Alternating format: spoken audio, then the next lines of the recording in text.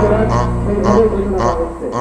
এই জন্য আপনাদের কাছে অনুরোধ, আপনারা সবাই আমাকে করতে হবেন।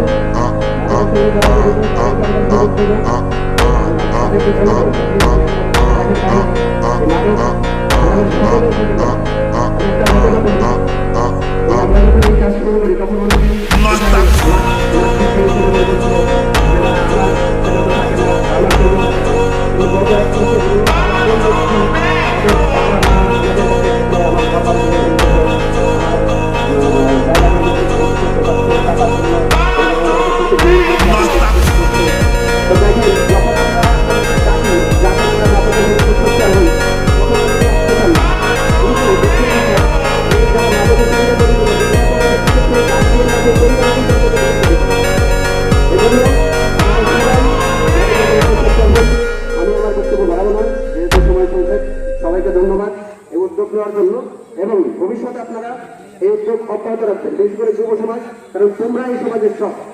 তোমরা যদি কোনো উদ্যোগ নেয় এবং সেটা বাস্তবায়ন করার চেষ্টা করো, কেউ ঠেকাতে পারবে না ইনশাল্লাহ। সবাইকে ধন্যবাদ। ধন্যবাদ মোস্তফা স্যারকে। আমাদের মাঝে উপস্থিত হয়েছেন নবপুর ইউনিয়নের চেয়ারম্যান বাদশাহ আলমগীর, তাকে আসন